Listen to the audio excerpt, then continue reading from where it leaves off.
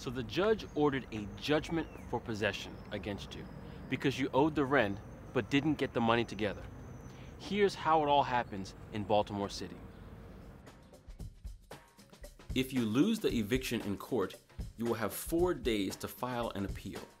If you do not appeal, move out, or pay the redemption amount to stop the eviction, the next notice you receive will be in the mail.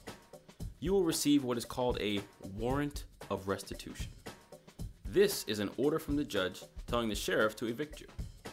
Next, you will receive 3 notices of the date the sheriff has scheduled to come out to the property and evict you. 14 days before the date of the eviction, you will get 2 notices in the mail, one by first class and one by certified mail. 7 days before the eviction, the notice will be posted on your door. These notices tell you the scheduled eviction date and that you have the choice to either pay and stay or move out before the eviction date. Otherwise, the eviction will happen. The only way to stop the eviction at this point is by paying the amount the judge decided you owe plus court costs to the landlord. You may pay up to the time the sheriff actually starts the eviction. Any belongings left in the property are considered to be abandoned. That means that they are not owned by anyone.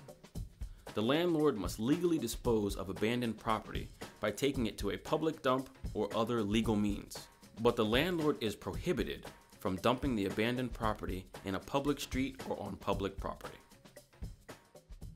Now that you know the date of the eviction, you know how much time you have left to either pay the amount of rent, court costs, and late fees that the court ordered, or you need to move out.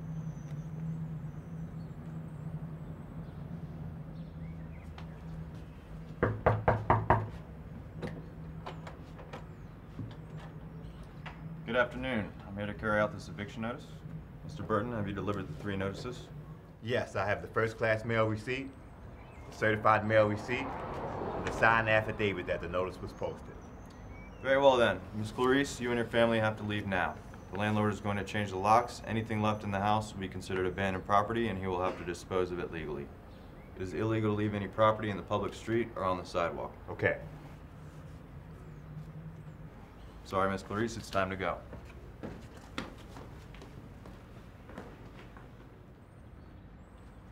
Don't let this happen to you. When you get the notices, you'll know the date of the eviction. You have 2 choices.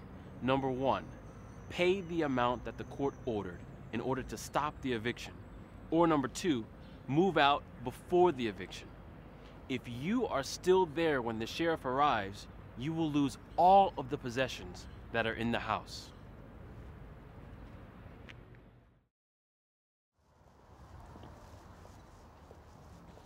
Your voice is the only thing that can protect you. Even though the landlord has to prove to the court that you owe the rent, you are your only defense. And if they say that you owe $500 and you're not there to say that you don't think so, no one is going to do it for you. Remember, know your rights, know your resources, and use your voice.